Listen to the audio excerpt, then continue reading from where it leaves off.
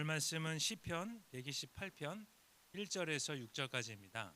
말씀은 시편 128편 1절에서 6절까지입니다. 오늘 말씀은 시편 128편 1절에서 6절까지입니다. 네, 우리 다 찬송을 믿고 교독하시겠습니다. 마지막 절은 다 함께 읽겠습니다. 여호와를 경외하며 그의 길을 걷는 자마다 복이 있도다.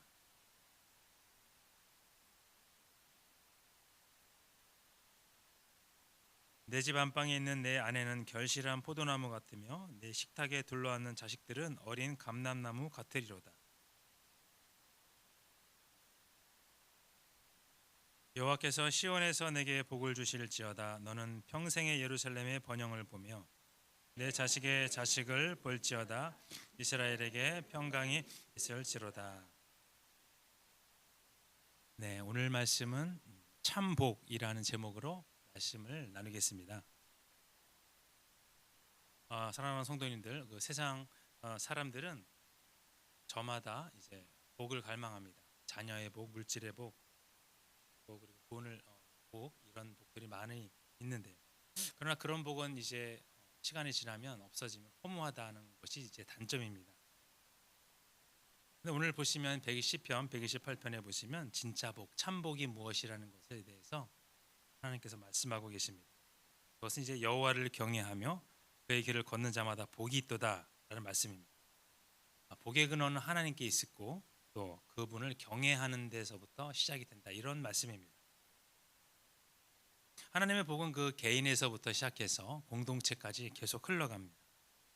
밭의 열매가 풍성하고 오늘 처럼 자녀가 포도나무처럼 무성하며 예루살렘의 이제 평강을 보게 되는 그런 은혜가 약속되어 있는데, 오늘 우리가 하나님을 경외할 때 주어지는 참복의 의 두 가지를 제가 말씀드리고자 합니다. 우선은 그 참복이란 무엇일까요? 복받는 삶이 있다는 것입니다. 첫 행의 시각을 보시면 행복하다, 즉 복이 있다, 이렇게 이제 말씀합니다. 그가 누구일까요? 바로 그것입니다. 여호와를 경외하고 그의 길을 걷는 자입니다. 즉 하나님을 아버지로 모시며 열심히 살아가고 또 그 삶이 복된 삶이라는 것인데요. 사실 그렇습니다. 하나님을 두려워하면서 그 길을 가는 것, 그리고 하나님의 명령을 따라 삶을 살아가는 것, 그것이 이제 행복입니다. 즉 이제 경외함으로 손에 수고하여 열매를 먹는 것이 행복이고 기쁨이다, 이것입니다. 1절에 보시면 내가 복되고 형통하리로다 말씀하셨는데, 그래서 복을 주시는 주체는 하나님이십니다. 그래서 우리가 복을 받는 것인데, 결국 이제 하나님을 만나는 것입니다. 하나님을 만나고 또 형통한 것이 큰 복이다, 이것입니다. 그래서 이 시는 전체적으로 복과 행복의 그 초점이 이제 맞추어져 있습니다. 이 행복은 굶주림에서 벗어나고 갑작스러운 죽음에서 그런 것을 벗어나는 위험이 없이 살아가는 행복을 이야기할 텐데요. 일하는 자가 노동의 대가를 적절하게 받고 또 누군가에게 이것을 빼앗기지 않고 살아간다는 것, 그것이 이제 행복이고 복받는 삶이다, 이것인데요. 그래서 2절에 보시면 형통도 가장 적합하고 알맞고 어울리고 좋은 것, 그래서 기쁘고 즐거운 것이다, 이렇게 말씀하고 계십니다. 더 나아가서 오늘 시인은 그대 그 집 안방에 있는 아내와 열매를 맺는 포도나무 같고 그 아내가, 그리고 식탁에 둘러앉는 자녀들은 감람나무 같다, 올리브나무 같다, 이렇게 축복합니다. 노동은 신성한 것이고 그에 따른 보상으로 우리들의 기쁨 또한 하나님이 원하시는 복이다, 이것이며 또 말씀드린 가족은 더없이 큰 복이다, 이것을 말씀하고 계십니다. 아내를 포도나무로, 자녀들은 올리브나무에 비유하여 번성하는 가족을 상징적으로 표현했는데, 그러면서 오늘 축복을 마무리하는 말씀 속에서 여호와를 경외하는 것이 행복이다, 이걸 또 말씀하십니다. 그래서 여호와를 경외하는 것, 하나님을 경외하는 것이 복의 기본이다, 이것을 말씀하고 계십니다. 이제 성실하게 노동하고 먹고 마시는 것이 복을 받는다는 것이 이제 지혜, 교훈, 성격이 강하게 나타나 있는데, 오늘 이웃나라 그 중국도 그렇지만 우리 민족도 참 복을 좋아합니다. 이전에는 그 이불에도 복이 써 있고 벽에도 복이 써 있고 그 설날 때 보시면 이제 복주머니에도 복자가 써 있어 가지고 복을 참 숭상하는 민족인데 사실 그 복을 싫어하는 사람은 없을 것입니다. 그런데 오늘 그 하나님께서는 오늘 조금 더 다른 차원의 복을 오늘 말씀하고 계십니다. 바로 경외, 그리함에 따른 형통입니다. 재물의 관점에서 보는 복이 있습니다. 근데 이것은 약간 미완성된 복입니다. 재물에 앞서서 우리가 보는 복은 하나님께 경외하는 것인데요. 사실 이 사실을 모르고 재물의 풍부한 마음으로 우선으로 사는 사람들이 있습니다. 또 이웃에게 상처를 주면서까지 자기 재물만 바라는 그런 사람도 있는데, 그러나 여기 모이신 분들의 관점은 이제 조금 다르실 것입니다. 하나님이 재물의 주인이심을 고백하고 오늘 경외함으로 우선하여 이 자리에 쓰셨는데, 사실 그것이 진정한 복을 받는 지름길임을 아시는 것입니다. 그리하여 하나님께 우선 관계를 가지고 난 후에 사랑하여 점점 더 하나님을 알아가는 것을 통해서 재물의 복도 임하고 이제 강건함의 복도 임하는 것입니다. 하나님은 참으로 많은 복을 알고 계십니다. 오늘 본문에서 그 열거한 복들은 다 모두 하나님에서부터 온 복들입니다. 형통, 수고하고 열매 맺는 것, 아내와 자식, 그 외에 모든 것들입니다. 4절에서 보시면 그리하여 여호와를 경외하는 자는 이같이 복을 얻을 것이다 이렇게 말씀하는 것입니다. 물론 믿지 않으시는 분도 이와 같은 것을 받습니다. 그러나 같은 복 같지만 하나님이 주시는 복과 자기 자신이 얻는 복은 다르죠. 하나님이 돌보시는 복과 그냥 얻는 복은 차이가 있다 이것입니다.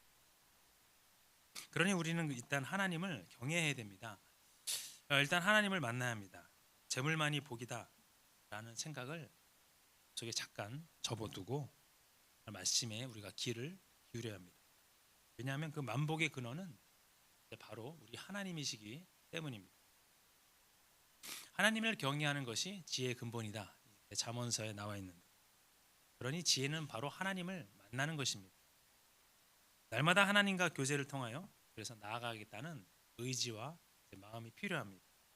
시간 나오신 성도님들 마음의 준비를 하시고 모두 이 새벽에 이제 나오셨습니다. 경외의 기본을 잘하고 계신데요.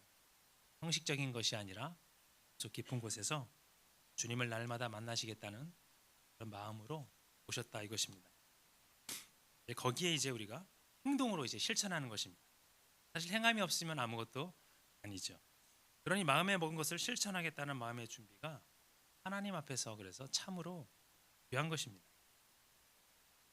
두 번째인데요. 다음 참복의 의의가 무엇일까? 두 번째입니다. 복의 확장에 있다 이것입니다. 하나님이 주시는 복 가운데 한 가지가 더 있는데 바로 시온에서 주시는 복입니다. 바로 시온은 그 예루살렘 성이 있는 곳이죠. 즉 모든 예루살렘에 이제 복을 주시겠다 이런 의미입니다.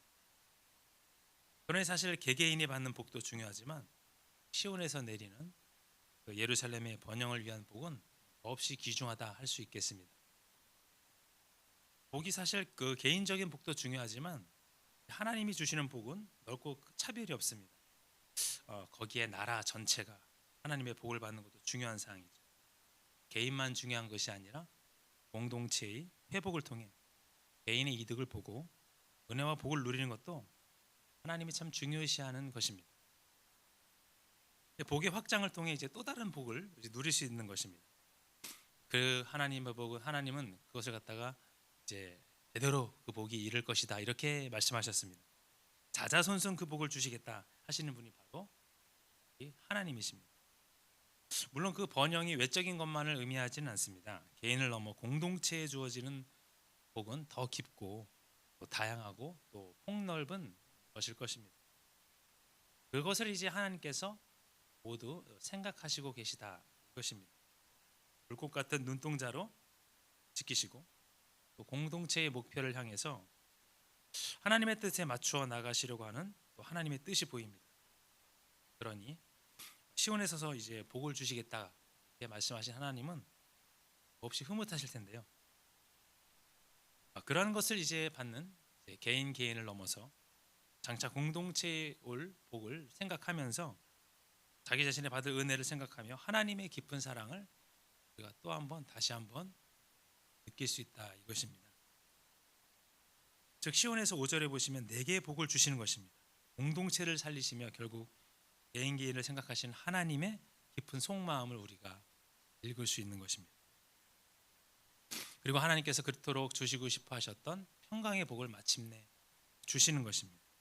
그것도 그냥 하는 것이 아니라 자자손손 주시겠다 이것을 말씀하십니다. 풍성하신 사랑과 긍휼 또 죄를 미워 또 하되 회개하면 생각지도 않으시는 바로 주님의 깊은 마음과 한 영혼 한 영혼을 사랑하시는 하나님의 마음이 녹아있는 그런 장면입니다. 네, 어떤 그 개인은 잘 사는데 그가 사는 나라는 가난한 경우가 있습니다. 개인의 복 중요합니다. 그러나 공동체가 번영하는 것 그 복 못지않게 중요합니다. 바로 그 말씀드린 복의 확장이다. 그것을 이제 말씀드릴 수가 있는데요. 하나님은 그 이스라엘을 벌하셨지만 결국 그 이스라엘 전체 민족을 구원하셨고 개개인에게도 많은 구원과 은혜를 불어 주셨습니다. 네, 오늘도 우리 교회가 있습니다. 나만 하나님 앞에 서는 것이 아니라 바로 이 교회가 서는 것 하나님이 원하시고 하나님이 원하시는 방향이고 우리가 이제 할 일이기도 한 것입니다. 개개인의 은혜 받는 것도 중요하지만 교회 전체가 부흥하는 것도 무척 중요합니다. 교회 분위기가 좋아지고 또 서로 합력하여 설 이루는 교회가 되는 것도 우리들의 사명 중에 하나입니다. 개개인의 재물의 소득도 중요하죠. 서로 협력하여 굳건한 나라를 이루어 나가는 것도 중요합니다. 서로를 사랑하고 돌봐서 훌륭한 공동체를 만드는 것 참 큰 일입니다. 그래서 우리가 서로를 위하여 도구하며 기도하며 또 교회와 민족과 나라를 위해 기도하는 것 우리가 할 수 있는 일 중에 아주 큰 일이죠. 본인들만 살아나가겠다고 나라를 저버린 선조들도 있었습니다. 하나님의 뜻은 그것이 아닙니다. 개개인이 살아야 나라가 살고 개인이 존재하는 것입니다.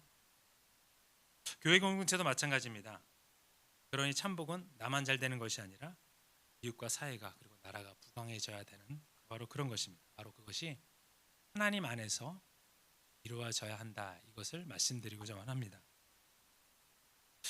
복에 대한 확장을 생각하건대 예수님의 마음을 품으라. 이 말씀 우리에게 참으로 큰 은혜가 됩니다. 남이 나보다 잘 되고 나 이전에 이웃이 사회가 국가가 복을 받는 것을 원한다는 것은 그 하나님의 참 깊은 마음입니다. 주님의 마음을 품는 마음은 그래서 복의 확장에 있어서 참 필요한 그런 마음입니다. 즉 우리가 기도하는 것입니다. 예수님도 다른 사람들을 위해 참으로 많이 기도하셨습니다. 누군가를 위해 진심으로 기도할 때 주님의 사랑이 바로 내 마음에 이제 자리 잡습니다. 하나님의 사랑이 이제 자리 잡으면 이제부터 이 일은 내가 하는 것이 아니라 바로 이제 하나님이 이 일을 하시기 시작하는 것입니다. 그에 따라서 복의 확장이 잘 이루어지고 바로 하나님이 원하시는 방향으로 복의 흐름이 나타나게 됩니다. 네, 결론입니다. 오늘 참복이라는 것에 대해서 생각해 볼 것은 무엇일까? 두 가지를 말씀드렸습니다. 우선은 복받는 삶이 따로 있다는 것입니다. 그리고 복의 확장이 있다. 그것을 말씀드렸습니다. 복은 누구나 원하지만 진정한 복을 받는 사람들은 정해져 있습니다. 우리가 그 길을 잘 알고 있습니다. 누구나 갈 수 있습니다. 바로 하나님 안에서입니다. 오늘도 주님과 함께 동행하시고 진정한 복 안에서 자유를 누리시는 저와 여러분 되시기를 예수님 이름으로 축복합니다. 우리 기도하시겠습니다.